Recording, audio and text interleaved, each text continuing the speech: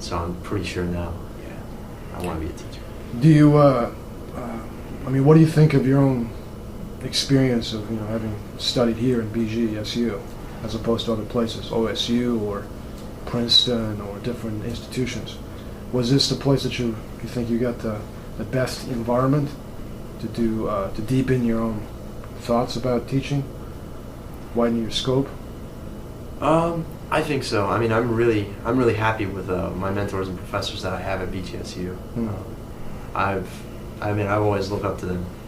They just have so much knowledge. You can just go. You don't have to do a plug, man. You can say fuck BGSU. No, not at all. Not at all. I mean, honestly, it's not really about the institution for me. Yeah. It was like you were saying at your last class, and that spoke to me too, because I remember it.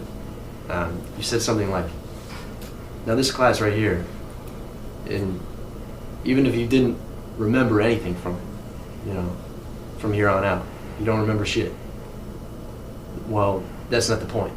The point of this is to maybe spark an interest, is to maybe get you to think. This is only the beginning. If you really want to know this stuff, you got to go out and do it yourself. You got to go to the library. You got to talk to other people. You got to open up those books, and you got to put in the effort yourself.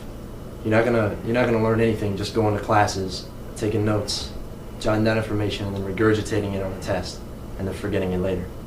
The only way you're gonna really learn something is if you have a passion for it, and is if you really, you really care about it enough to put your own mind into it, to put yourself there, to take time out of your day to go read a book, go to the library, watch a film,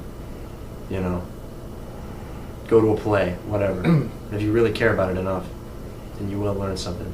And I think that applies to education as well. If we can take, classic texts or whatever, and we can apply them to the students, then that's another way that we can spark interest. It's like with West Side Story.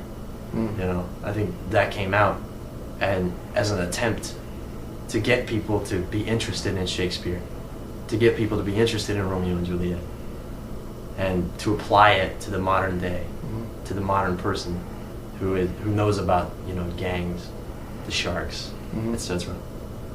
So I'm just going on a rant now, but anyway, the point is, if you really want to learn, you got to put your mind to it and go out and do it. Now, apart from people, teachers, living embodiments, Henry Miller, and my father himself, independently of each other, said that human beings are like living books. But what about books, like actual books, which are embodiment of human thoughts and human ideas?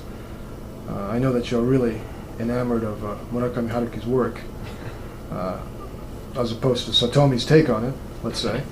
But what are the books that really made you, spark that interest and passion to make you become more interested in teaching or more passionate about ideas, thinking, philosophy, language, and all that? Books I think have helped, but really for me it's the people I've been around. It's the people that have told me about the books. I initially never just went to the library and would open up a book like, oh, I'm interested in this, so I'll read about it. I never used to do that. It was always the teacher for me. It was always the person that there was some kind of pathological connection that I found, and eventually you grow to respect a person like that. And then when they tell you that maybe you should do this, making a light suggestion, you say, oh, why not? I really respect this guy or gal, and I want to see what they have to offer. Because they're not going to be able to just read the book to you. That's clear. So you got to go out and do it. So for me, it's always been that human involvement that sparked my interest. Why do you say? Use the word pathological connection. What do you mean by that? Just emotional connection. Just the pathos. It's an emotional bond, I think, that you get with a person. But as far as Murakami Haruki, that you mentioned earlier, I'd never heard of him before. I was in Austria, and I met a guy named Dominique, who was from England, and he was actually in my Japanese class at the time. We were the only two native English speakers in there, so we became pretty good friends. And on the day I left Austria, he gave me a gift. It was around the time of my birthday, so it was appropriate. And it happened to be the Wind Up Bird Chronicle.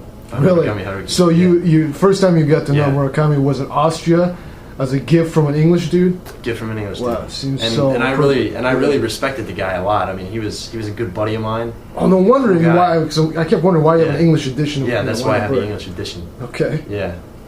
Yeah. Backstory. And so I said, you know what? I'll read it. Then I read it, and I was like, wow, this is awesome. I want to read more. And yeah, ever since then. it's What been- was it about that was so awesome? I know you've told me about that story. Then I relegated to the translator, Jay Rubin, about you reading it all day in that cafe in Lima, Yeah, right? yeah. Coffee shop, Greasy Spoon. What was it that really captivated you to just make you want to sit down and just keep reading? I think it was that strangeness about the whole thing. Like, it wasn't just a normal story, like, that had a beginning, a middle, and an end. It was more like things were just out of place in it. And it was that drive, like that sense of mystique and enigma that I really wanted to just try and uncover. And, like, for example, like in the beginning, there's like a well without water. There's, Mei Kasahara, a girl who's not in school that probably should be. There's an alleyway with no entrance or exit. There's a guy who lives at home and a wife that brings home the bread. Like, there's all these weird things. Everything seemed out of place. I mean, doesn't necessarily mean it is out of place, it's just different. But I think in Murakami's world, it's out of place. And that right there, it just captivated me. Just all those little differences. And just that drive to try and figure out why. That's really interesting to me. So that's what captivated me, and it kept me through the whole story. Like, I was waiting up till the end. Like, so what happens to the woman who calls him, the telephone sex lady? Right, at the very beginning. Yeah. And like, stuff like that. It doesn't happen every day. It seems to be like all these weird phenomenon that you hear happen. Obviously, we hear about wells that have dried up and things like that, and some kids that aren't in school. But it seems that all of these things are just happening to him. That he only has these weird phenomena instead of having anything normal happen to him, which was really cool to me.